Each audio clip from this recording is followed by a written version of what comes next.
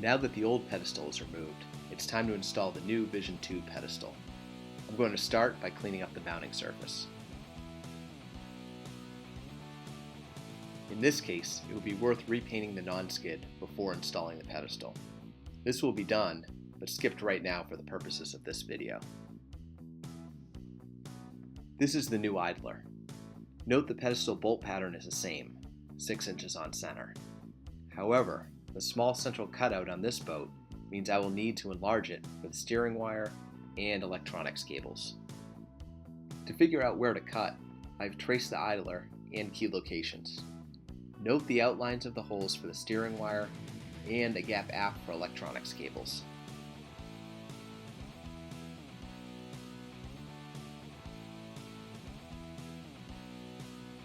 The cutout that I have chosen is rectangular with radius corners.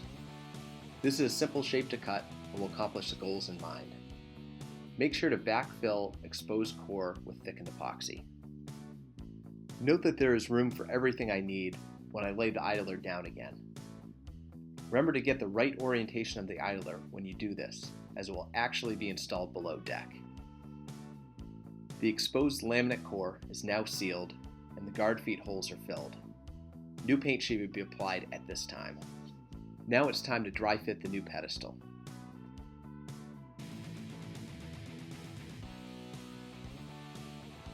Note all of the space inside. It is much easier to work on this newer style pedestal. I've pre-run my electronics cables and secured them inside.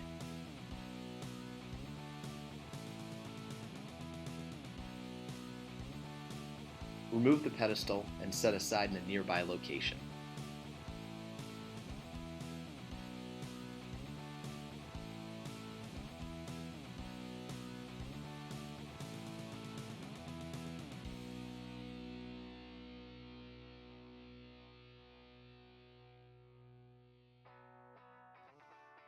It is now time to apply a bedding compound.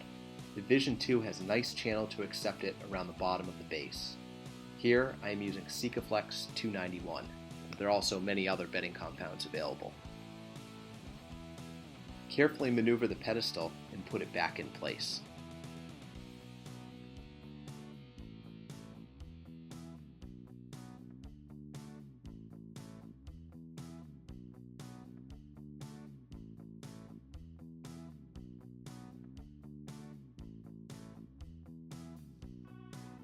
Again, note how I have secured the electronics cables in place and how they are well clear of where the chain of wire will run.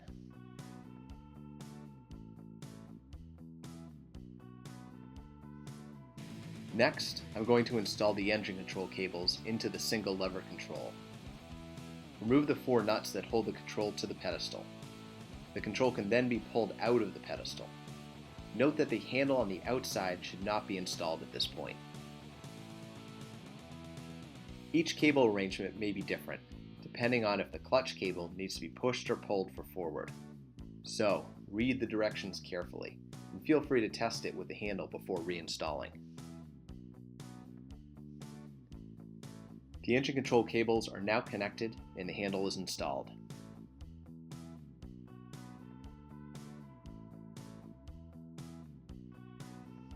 Next, run the chain and wire.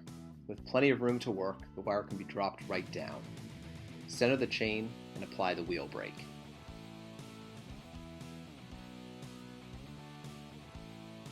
Head below deck and install the idler. Make sure the wire runs through the correct holes and the electronics cables are clear. The pedestal bolts or studs should be trimmed to length. The steering wire should be run through any additional shivs and tensioned properly at the radial drive wheel or quadrant. Don't forget to make sure all the shivs are aligned properly. Additional Edson videos on these specifics are available.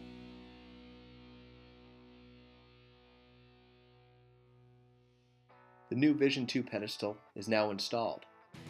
Make sure to test everything before going for a sail. Also, make sure to add a compass, install your chart plotter, and to fix any accessories. And don't forget to put on your steering wheel.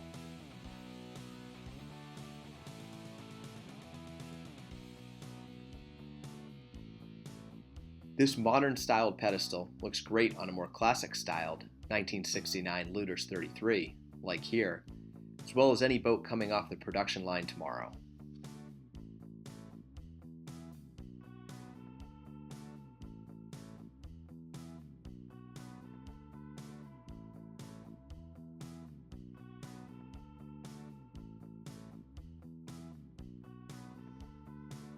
Everything is placed right at the helmsman's fingertips.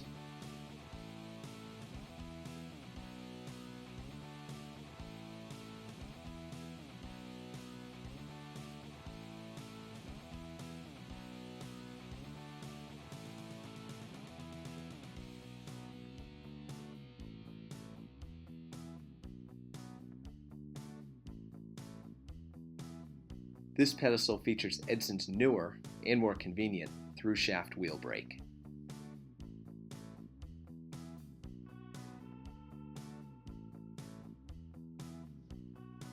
A mounting face for a chart plotter or MFD is located on the aft side of the pedestal in an easy-to-reach location.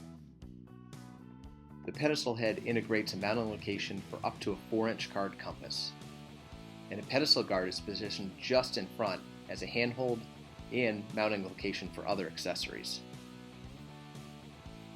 The Vision II Pedestal also sports a single lever engine control.